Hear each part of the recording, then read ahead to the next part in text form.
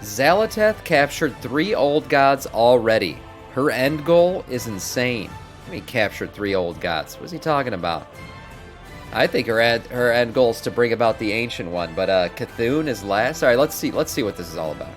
N'Zoth was the first to go. Vratian has stabbed N'Zoth with Xal'Atath's empty blade, a blade meant to contain a Normal powerful than heroic, being, yeah. and it has surprisingly been missing ever since. Yogg-Saron was next to the Dragon Soul, yet another container artifact. Xal'Atath siphoned him indirectly to Galkrond a few months back. Now in 10.2.7 Okay, yeah. we're going to Pandaria to get the Dark Heart. As the prophecy says, the Dark Heart awaits right. the taking. We hit not That pandemonium, time walking, all that shit. What was it? Pandemonium time running? That's what it's called or something? Time running panda.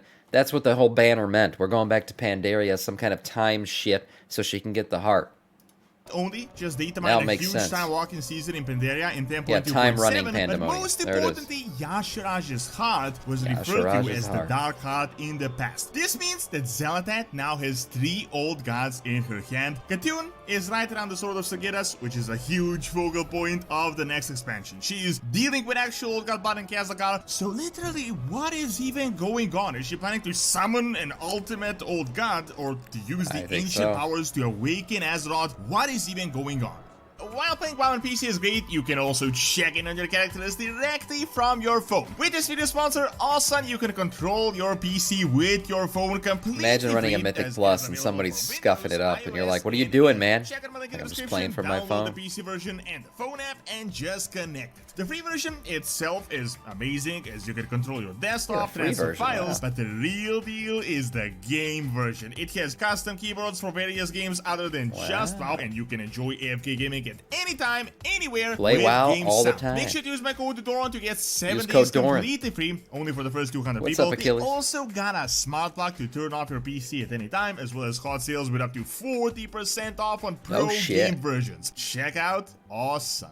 Check it out. I made a similar video a few days back talking about our return. Okay, to real quick though, on these Mogu statues, you guys remember we were seeing that Pandaria was getting revamped, and all of these things were getting rebuilt in the revamp. We saw all these in-game assets, and one of them was the Mogu statues. And everyone was saying, why would the Pandarian rebuild the Mogu statues? The Mogu enslaved them. That doesn't make any sense. Why would you rebuild the people who enslaved you? Why'd you rebuild their statues? Well, it looks like they're not rebuilding the statues. It looks like we're going back in time to a time or a different timeline where the statues were never destroyed. And why are we doing that? Because in our current timeline, I think the heart has been obliterated. I think that thing's completely gone. But in an alternate timeline, Xal'Atath can go back and still get the heart. That's why all of this got revamped. That's why these Mogu statues were rebuilt. Not because the Pandaren didn't, but because they were never destroyed. I made a similar video a few days back Now it talking makes about our sense. return to Pandaria in 10.2.7, and pretty much almost immediately after release came to a realization that we may actually legit be on to Xal'Atath this time, and we can also data mine some new info to work with, so things kind of make a little bit more sense. Now, I've talked about No, a not million the- times how Xal'Atath is crazy, how are we so the heart of blind and Azeroth. all this stuff, but I actually think this really is the case, because she had actually done all these things, and we haven't seen her in person since BFA. So I know, quite a Heart bit of of confusion, but Y'Shaarj. let me immediately elaborate on what is going on, as this really is like this mind-blowing multiple expansion plan. I'm honestly a bit surprised that Blizzard has actually planned this out, if this really is the case. On BlizzCon and prior to BlizzCon, they said that this is not an old god expansion, the old gods are dead, and Xal'Atath is bringing a new Black Empire, but looks like this means that this empire is built on the remains of the old ones, like literally on the remains. It didn't really hit me that she had gotten all these old god powers until a pattern started becoming more than just a simple coincidence. If she really is dealing with Y'Shaarj in 10.2.7, Xal'Atath literally has the essence of 3 old gods we know of, and only needs 1 more to complete the awakening, as the prophecy says. Let me really quickly explain to you Interesting. why this makes sense, as it might sound a little bit ridiculous on first glance, but when you look into it, it makes perfect sense. You might remember from Deathwing's Secret Laboratory back in 10.1, and through Iridikron, she had managed to get that her hands are what seems to be a proto-dragon soul that no one knew anything about. Remember, the actual dragon soul was used to extract the essence of 5 dragon aspects and combine it into something super powerful. Recent hints started showing that 5 old gods exist, not just the 4 we know of by names, but that is a topic for a different video. What is critical to note is that this artifact is used to combine powers and to contain them, and we had seen it used once already on old god stuff. Another interesting thing to note is that this might have been Deathwing's plan to do the same thing as Xal'Atath is doing, that is to extract old god powers, because the recent just released Dragonflight Codex book that was released like 2 days back talks about how N'Zoth corrupted Deathwing, how Deathwing was never fully controlled and he was sort of rebellious. Slight info, but there is new info: Deathwing, N'Zoth, and Ilota. But hear me out, this here is N'Zoth ain't dead. I just want to throw that out there. N'Zoth ain't dead. He's just inside of the dagger now, that he intentionally wanted to keep from Xal'Atath when she left. He said, leave the dagger here. And then we used the dagger on him, and all of a sudden the dagger disappeared. Yeah, N'Zoth's still alive. And Ilota. But hear me out, this here is the key part. So, we can see the Ridicon go back in time in 10.1.5 to extract the essence of Galakrond. Previously in Dragonflight, we learned through Tyr's notes that it was old Yogg-Saron's ploy and his own essence was what actually corrupted Galakrond. This means that Galakrond here is not important whatsoever. I mean, he was really just a victim. We are not getting a new monster resurrected Galakrond, but in fact, she had gotten the essence of Yogg-Saron in weaponized form back to the current timeline. Then, the even more important thing that starts building this pattern. Do you guys remember the blade, Xal'Atath, like the actual blade, not her, that she eventually escaped from? Super quick lore throwback, but she took on this elven form that she still has up to this day, as you can see in the cinematic. N'Zoth severed her from the dagger and kept it himself. Then a whole ton of events happened, they exchanged hands multiple times, but the dagger ended up in Brathian's hands and he used it, as you can see in the cinematic, to stab N'Zoth. Now, keep in mind, this is not just... Keep in mind, before you keep in mind what Doran's going to say, keep in mind that N'Zoth knows this is going to happen. N'Zoth sees this in Dragonflight. He looks back in time in Dragonflight, which is actually looking forward in time, because at that point, in that quest line, we have gone back in time to the Black Empire. N'Zoth sees us, and by seeing us, looks into our minds and sees his fate, sees that we end up killing him. So he knows this is coming. You think the ultimate planner wouldn't have a plan in place? I think his plan is right here in Rathian's hand. A device capable of keeping a piece of an old god inside of it to be resurrected at a later time. Just a simple, powerful weapon. This is a container that once housed Xal'Atath, a powerful void being, and now probably houses N'Zoth's essence as well, and N'Zoth might even plan this out with Xal'Atath together, like we don't really know. Guess what? Ever since that moment, no one knows where the blade is, like there is no information, disappeared. And you could probably guess again that Xal'Atath has gotten her hands on that. This means, in one container, she has N'Zoth, in the other, she has Yogg-Saron. Now, I know what you may be thinking, I mean, could definitely be a coincidence, but let us go back to the 2024 roadmap that was just released in the 10.2.7 patch called the Dark Heart. We still haven't data mined it, but there is actually new information. Makes sense that the Dark Heart would be the heart of Not just the Pandemonium stuff, but we have just data mined Pandaria time walking seasons with all the relevant Pandaria zones. Now, in this patch as well, we are getting Harbinger quests. So, WoW's Horcrux, exactly. That's how I see it. I do see the dagger as like WoW's Horcrux. Yes. I also think that all the players who accepted the gift and still have the gift, yes, there are people who never cleansed the gift of N'Zoth. All walking Horcruxes. All pieces of N'Zoth just sitting around in this world, ready to be reassembled. As you may know, Harbinger equals Xal'Atath. However, that is literally... Hey, one interesting thing about Xal'Atath's model. What the hell? Her belt looks like a little time... What the heck? Doesn't that kind of look like an hourglass or something? Am I tripping? That's an interesting one.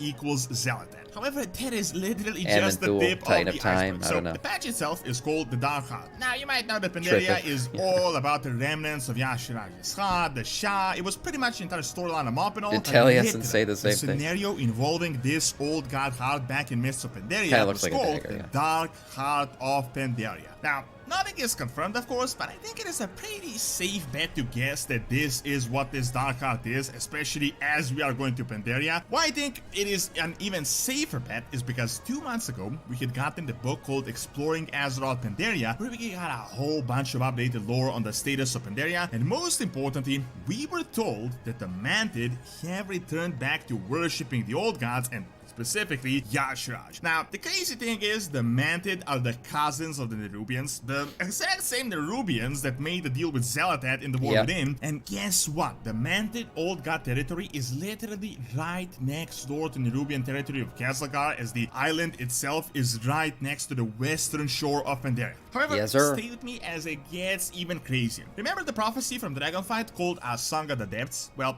that not only came completely true like every single thing, but it also foreshadowed what is going to be happening in the next few months. Of course, Nizal's essence... There are so many old god, sayings and hints at drowning. There's so much talk about drowning from the old gods. So definitely, I always thought that has to do with Azshara, the Naga. N'Zoth has often been described as, the old god of the deep or in the depths, under the water. So... there's gonna be a revisiting of N'Zoth and Azshara and all the stuff that happened. But it took years ago, so it doesn't talk about that. But everything else is going exactly according to the plan. First of all, it was said that Xal'Atath is already gathering the children of the First Flesh, aka Nerubians and the Mantid, which are essentially the exact same race. Then it was said that a hunger lost to the ages will be reclaimed, which is exactly what happened. She took the essence of Yogg-Saron from the time travel scenario back to the current timeline. However, the next bit pretty much foreshadows 10.2.7. It said that a dark heart left broken awaits the taking. Remember, Y'Shaarj's heart fell out in Pandaria ages ago. It was broken and awaits the taking, as in no one is suspecting that Xal'Atath is just going to come in and yoink it. Personally, as we're getting this time running thing, I think she's going to get it from some type of a time travel scenario in Pandaria, and I don't think the heart is obvious in Pandaria right now in the current timeline. I mean, we know what happened back in Mists of Pandaria. When this actually happens, it means that she now has 3 old gods in her hand, like literally in her hand, and is near completing her plan, as the prophecy says. When these things come to pass, the Harbinger will fulfill the final prophecy and complete the awakening. Only then shall our queen return to reign over sea and sky and earth. We must make ready. First of all, I mean, this obviously confirms the return of Azshara. Might be sooner than we think. Very likely in the War Within, and at the latest, I personally think around the start of midnight. And I'm honestly expecting... I definitely think too, not just the Naga and the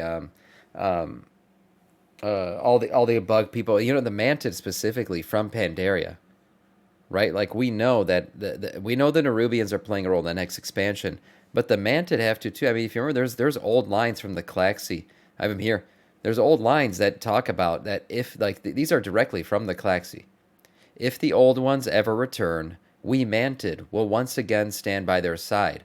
The wisest among you will do the same. Like, they're still very much allied. We do have, a little group of them, right, that kind of took our side in the end. But the Mantid in general, just like all the other bug races of WoW, they are very much aligned with the old gods. And their loyalty still lies with them, even though right now they're kind of just waiting, at least until Xal'Atath shows up and gives them some direction. Naga patch, because the Naga says they will return. Now, they are cousins. It gets a little bit hazy. They all come from the same origin. The only difference between the bugs and why they all look different is whichever old god influenced them the most, that was the form they kind of took in.